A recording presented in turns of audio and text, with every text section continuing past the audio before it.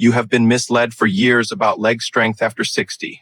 They said squats were the answer. Chair squats, bodyweight squats, deep squats. Push through the pain and you'll get stronger.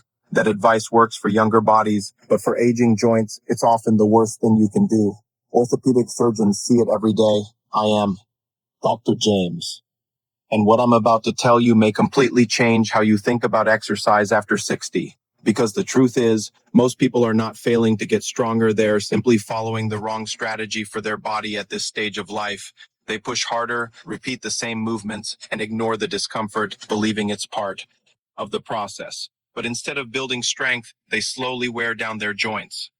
After 60, your body changes in ways most people never fully understand. Muscle mass begins to decline, recovery slows, and the ability to absorb force weakens. This means exercises that once felt safe and effective can start shifting stress away from muscles and directly into the knees, hips, and lower back, and over time, that stress builds into pain, stiffness, and reduced mobility.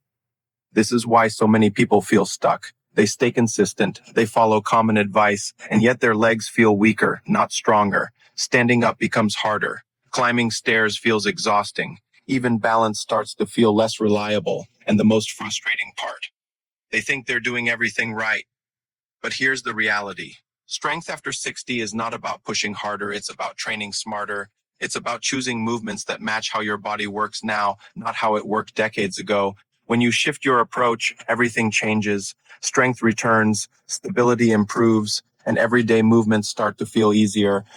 Again, in this video, I'm going to show you exactly what orthopedic specialists now recommend instead of traditional squats. Simple, joint-friendly movements that rebuild real strength, protect your knees, and help you move with confidence again. And by the end, you'll discover the one exercise surgeons trust the most to preserve independence. After 60, let's start with something most people completely ignore: the back of your legs. Your hamstrings may not get as much attention as your thighs, but they play a critical role in nearly every movement you make. From standing up to sitting down, from walking to stabilizing your knees, these muscles are constantly working behind the scenes. The problem is, they weaken faster than most people realize, especially if your daily activity mainly involves walking. Walking is good for circulation, yes, but it barely challenges the hamstrings in a meaningful way. Over time, this leads to a silent imbalance where your joints begin to compensate for muscles that are no longer doing their job effectively. When that happens, you might notice subtle changes first. Sitting down feels less controlled. Standing up takes more effort. Your knees feel slightly unstable. These are not random signs, they are early indicators that your body is shifting load away from muscles and into joints, which increases strain and discomfort over time. This is exactly why specialists often prioritize hamstring strengthening in older adults, because restoring strength here doesn't just improve muscle function, it improves coordination, balance, and confidence in everyday movements. And the safest way to start is through controlled, seated exercises that eliminate unnecessary stress on the joints. One highly effective method involves pressing your heel into the floor while seated, activating the muscles without actually moving the leg. This type of controlled contraction helps build strength safely, especially for those who may already feel discomfort with traditional movements. It's simple but incredibly powerful when done consistently. Start slowly, focus on feeling the muscle engage, and build up over time, because once these muscles regain strength, something important begins to happen. Movements feel smoother, stability improves, and your body starts to rely less on your joints and more on the muscles designed to protect them. Now let's talk about the muscle group that truly defines independence after 60, your quadriceps. These are the large muscles at the front of your thighs, and they are responsible for some of the most important movements in your daily life: standing up, climbing stairs, getting out of a car, and even maintaining posture. When these muscles weaken, everything starts to feel harder. Not dramatically at first, but gradually, you may begin to push off with your hands when standing. You may avoid stairs. You may feel fatigue in situations that once felt effortless. This is not just aging, it's a specific loss of strength that needs to be addressed directly. The surprising part is that many people who walk daily still experience this decline. That's because walking does not provide enough resistance to challenge the quadriceps properly. The muscles activate briefly, but not enough to maintain or rebuild strength over time, and without resistance, muscles simply don't get stronger. That's where targeted movements become essential. Exercises that require the leg to lift and control weight against gravity help rebuild this strength effectively. And when done slowly and with control, they also protect the knee joint instead of stressing it. One of the most effective techniques involves straightening the leg while seated and slowly lowering it back down. That controlled lowering phase is where the real strength is built.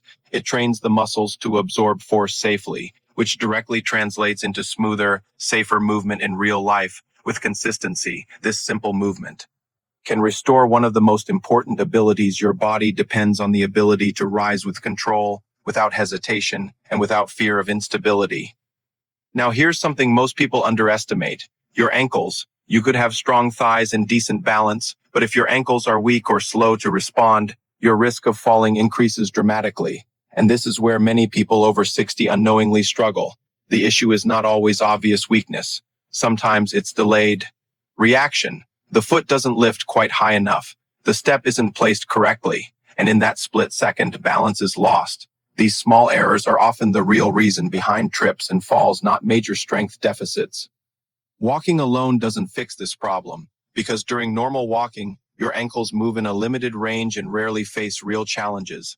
Over time, the muscles responsible for lifting your toes and stabilizing your steps become less active, and the connection between your brain and muscles weakens. That's why targeted ankle movements are so important. Simple exercises that involve lifting your toes and then your heels while seated can retrain these muscles effectively. It might feel easy at first, but the real benefit comes from slow, controlled repetition and consistent practice. As you perform these movements, you're not just strengthening muscles, you're improving coordination. You're teaching your body how to react faster and more accurately, and that can make a critical difference in preventing falls and maintaining confidence while walking. This is one of those exercises that may not feel intense, but over time, it builds a foundation of stability that supports every step you take. Now we move to a muscle group that quietly controls alignment, balance, and joint protection. Your hip stabilizers. These muscles sit along the outer part of your hips and play a crucial role in keeping your legs properly aligned during movement. When these muscles weaken, something subtle but important begins to happen. Your knees start to move inward when you walk or stand. This creates uneven pressure on the joints, leading to discomfort, instability, and eventually long-term wear and tear. Most people never notice this happening. They just feel knee pain and assume it's a knee problem. But in many cases, the real issue starts higher up in the hips. Weak stabilizers mean your body loses control of alignment, and your joints are forced to compensate. Walking does very little to strengthen these muscles because it mostly involves forward motion. There's no resistance pushing the legs outward, which is what these muscles need to stay strong. That's why targeted exercises are essential.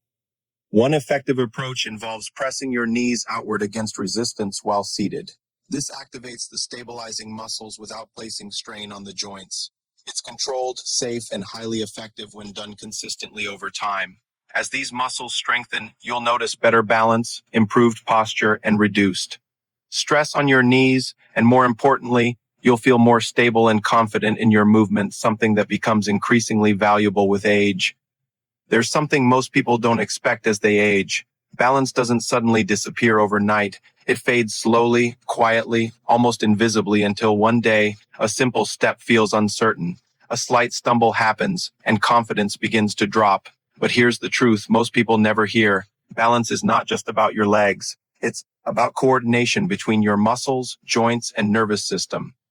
After 60, this coordination becomes less efficient. The signals between your brain and your muscles slow down, your body takes slightly longer to react, and even a fraction of a second delay can make the difference between stability and a fall. That's why many people feel fine one moment and suddenly off balance the next. The biggest mistake: ignoring early warning signs, slight wobbling, hesitation while turning, holding on to support more often. These are not random. They are signals that your body is losing communication efficiency, not just strength, and if left unaddressed, this decline continues silently. This is where targeted movement becomes critical, not just exercises that build muscle, but movements that retrain coordination. When you combine slow, controlled motions with focus, you strengthen not just your body, but your reaction time, and that's what truly protects you. Even simple seated exercises, when done with control and awareness, can rebuild this connection. The key is not speed, it's precision. Every repetition becomes a signal to your nervous system, telling it to stay sharp, stay responsive, and stay reliable. Because in the end, balance is not about how strong you are, it's about how quickly and accurately your body can respond when it matters most.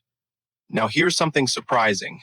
The exercises that look the easiest are often the ones people skip. They don't feel intense, they don't create fatigue, and because of that, they're dismissed as not effective. But in reality, these movements often target the exact systems that decline the fastest with age. One of the biggest examples is controlled ankle and foot movement. It may seem too simple to matter, but it directly trains the muscles responsible for lifting your foot and placing it correctly. These small actions are what prevent trips, slips, and sudden instability. Think about how many times you walk every day, hundreds, maybe thousands of steps. Now imagine if even a small percentage of those steps are slightly misaligned. Over time, that creates risk, not immediately but gradually, until one day your body can't correct itself fast enough. This is why specialists emphasize repetition over intensity. It's not about pushing harder, it's about reinforcing correct movement patterns. Slow toe lifts, controlled heel raises, and deliberate transitions train your body to move with accuracy instead of randomness. And here's the powerful part. When these small muscles regain strength and coordination, everything else improves. Walking feels smoother, standing feels steadier, even your confidence increases because your body starts responding the way it's supposed to. So don't underestimate these movements. They may not look impressive, but they build the kind of strength that actually matters in real life. Let's address something millions of people struggle with. Knee pain. Most assume it's just wear and tear, something unavoidable, something that comes with age. But in many cases, the real cause is not the knee itself, it's what's happening around it. When surrounding muscles weaken, especially in the hips and thighs, the knee loses support. Instead of moving in a stable, aligned path, it begins to shift slightly inward or outward. This creates uneven pressure, which leads to discomfort, inflammation, and long-term damage. And here's where it becomes a cycle. Pain leads to less movement leads to weaker muscles lead to more strain, and over time the problem gets worse, not better. This is why strengthening stabilizing muscles is so important. Not aggressively, not forcefully, but consistently and correctly. When the muscles around the knee regain strength, they begin to absorb force again, taking pressure off the joint itself. Simple seated resistance movements, especially those that involve controlled outward pressure of the legs, can activate these stabilizers effectively. They don't stress the joint, they protect it, and over time they restore proper alignment. Once alignment improves, something powerful happens. Pain begins to decrease, movement feels smoother, and your body starts functioning the way it was designed to, supported by muscles, not strained through joints. Now we come to the most important part. If there's one movement that specialists consistently trust for building real strength after 60, it's not a machine. It's not a complicated routine. It's something incredibly simple but incredibly powerful. Standing up from a chair. It sounds basic, almost too basic, but this single movement activates multiple muscle groups at once: your thighs, your hips, your core, and even your balance system. And more importantly, it directly reflects how well your body functions in everyday life. Think about it. Every day you stand up from a chair, a bed, a car, or a sofa. If that movement becomes difficult, it affects everything. Independence starts to fade, confidence drops, and daily life becomes more challenging. That's why specialists rely on this movement as both an exercise and a test. It shows how well your body works as a system, not just individual muscles. And when done correctly, it builds strength in the safest and most functional way possible. The key is control. Lean slightly forward, press through your heels, and stand up smoothly. Then lower yourself slowly. That lowering phase is where real strength develops. It trains your body to absorb force safely, which protects your joints and improves stability. This is not just an exercise, it's a foundation for independence.so. Here it is, the movement that many specialists now recommend instead of traditional squats for older adults. Not because squats are bad, but because this version is safer, more controlled, and more effective for real-life strength. The sit-to-stand movement. Unlike squats, this exercise uses a chair to control depth and reduce joint stress. It eliminates unnecessary strain while still activating all the major muscles needed for strength and stability. And most importantly, it mirrors real-life movement patterns.